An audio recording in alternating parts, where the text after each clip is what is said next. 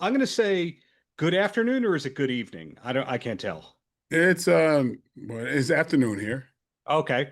Well, Mhm. how's the day going aside from answering the same questions over and over and over again? Oh, it's cool. It's cool. Everything's it's fine. And you're not dialing in from your native New York. You're West Coast at the moment? No, I'm in West Coast. Yeah. Okay, there you go. So we were set up to talk about Hostile Takeover, but not the only new movie of yours, which we'll come back to. But when did Mhm. you actually film Hostile Takeover?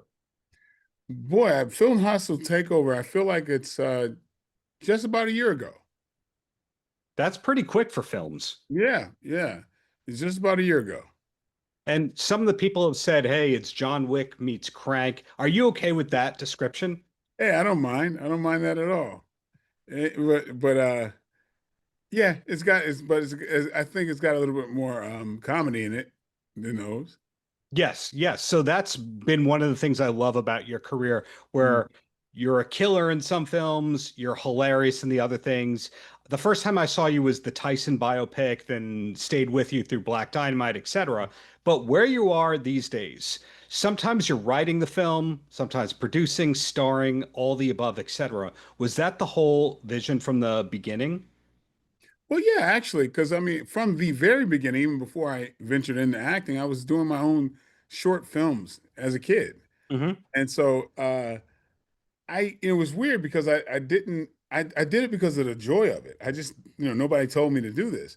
So when I Hmm. went to college and later became a school teacher, but I was still going out for like roles for when I'm off, for vacations and weekends and stuff. I was always going out for commercials and things. So I realized I really owed it to myself to really see if I can make it in this industry. And so I've really Yep. come full circle into what I've been doing what I enjoyed doing as a kid. I didn't know that you had the teacher background to you. Did you teach in New York City public schools? By that time I was in Connecticut and I taught special ed in sixth, seventh, and eighth grades. Wow. Did you get tenured? Were you there long enough for that? No, absolutely not. No, it was only 3 years before I kind of changed things and went to acting full time. Got it. So, Hostile Takeover, did you need any extra prep for this particular role in playing Pete? No, not at all. Not at all. I'm getting the luxury to be able to play things that are close to my own character.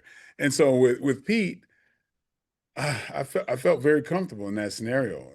I was able to kind of contribute and add things to the character to make him fully fleshed out, and I think it worked. Are you one of those guys that's always ready and always in shape, or do you let yourself go a little bit for a week or two after the movie? Well, I mean, I working out to me is a way of life, Yeah. and I feel weird if I didn't. And it's kind of like it's something I get to do, you know? So it's always a thing that I enjoy. So I'm usually pretty much ready for any kind of project, but sometimes I will, like, depending on the project, I'll focus heavily on something that might lend to that particular project. In Yeah. this case, I really didn't have to do that. It's just the action that I'm kind of accustomed to. So, when we got the announcement for Hostile Takeover, by the way, do you say hostile or hostile? Which is your preference? I'll say hostile. Okay. Yeah. Hostile Takeover. Yeah. We get this announcement, and that's just a week or so after we find out about Trouble Man. Like those Yes. came out pretty close together. Were Yeah. those Yeah. filmed back to back? No, not at all. Trouble Man was done like a year before Hostile Takeover it was. Oh. Yeah. Almost a And, year. and so we go through those credits and we see there's Trouble Man. And then you go on IMDb and there's Exit Protocol and Spy Masters and Karate Ghosts and Drive Through Mhm. Fire. In other Right. words, post-pandemic, I don't think you slowed down at all. The first time I spoke with you, I think Commando was the movie. And Possibly. Yeah. and that's probably 25 films ago. I don't know. I don't really count. I have a tendency to look through the windshield and not the rearview mirror. So when you're doing those films back to back to back, my question is, are you able to write at the same time while you're actually acting? Oh, absolutely.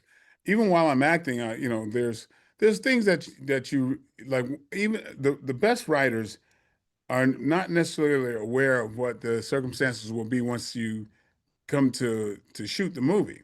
There Hmm. might be, because they're imagining what the uh, location would be.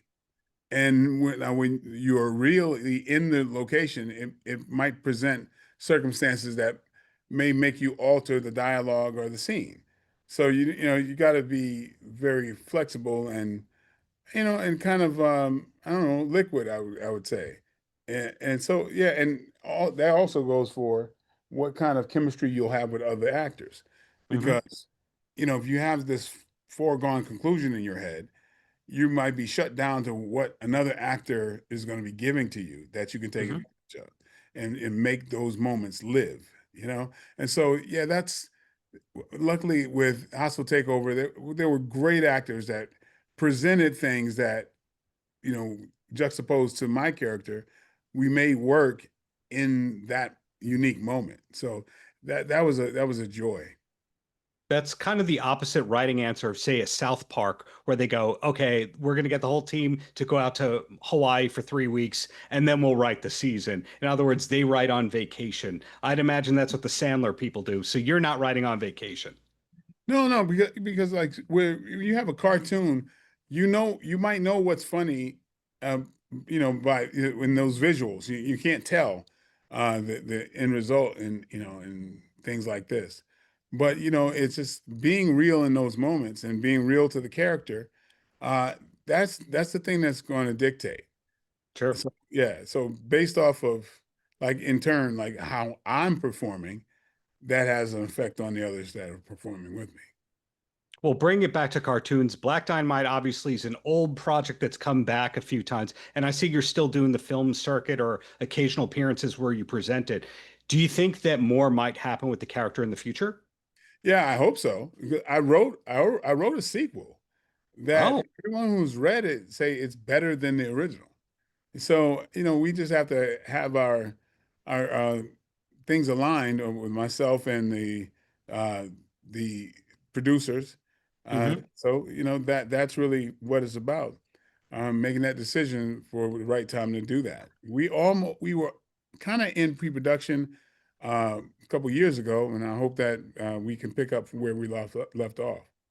So it sounds like your IMDb is not anywhere near complete in terms of the pre-production upcoming part of it. Oh God, no, no, yeah. So we have to keep following you on Instagram. Well, I've two more questions for you, and then I'll let you go. And first, before I get to them, I'll say hostile takeover again, so the Mhm. SEO and the algorithm keep picking that up. Uh, Yes. First question I have, kind of a stupid one, but a real question. Does any mail for Mike White from White Lotus come to you by accident? Mike White from White Lotus. The show creator of White Lotus is Mike White. Oh no, not that I know of. No. Sometimes the people with the same or the matching name, the SAG checks come by accident or something like that. That guy also wrote School of Rock. And so you've been famous longer than him, but the names go, I guess, in different circles. Yeah, there's been a Mike White that was way before us as well. There's a Mike White connected to one of my favorite movies of all time, Monty Python and the Holy Grail. There's producers and all, and this was the reason why I could not go by Mike White in this industry. I had to change it up or use my middle name. Now I know. Now I know. Well, you're my favorite Mike White for the record, but the last question I have for you. You kind of trended when DJ Vlad got you talking about the Steven Seagal kind of stuff. And I think a lot of people loved you even more because of that. Did any feedback from the Seagal camp ever come back to you after that? No, I don't think I would ever. It'd be hard for them to. I would have no idea. I really don't read much of the comments and stuff. Um, but we have friends in common, so I don't think they've ever paid any attention or mind to any of that. I just noticed that, man, my God, there's a lot of people who dislike the guy. I never knew how many until I started just I see things why this still keeps living. like almost like we had a feud, and it's really not that. Um, yeah, so it just like you mentioning it, it just keeps that ball in play for some reason. I don't quite get it. I think I just think there's I found that there's a lot of vitriol uh, for the man. Um, that I don't know. I mean, it's kind of a phenomenon.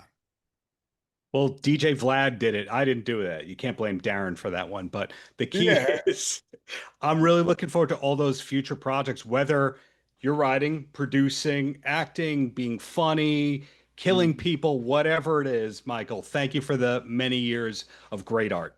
Well, thank you so much. And congratulations on Hostile, not Hostile Takeover. Yeah, well, it depends on what part of the country, because the southern folks are gonna say hostile. Yeah. Paltrocast.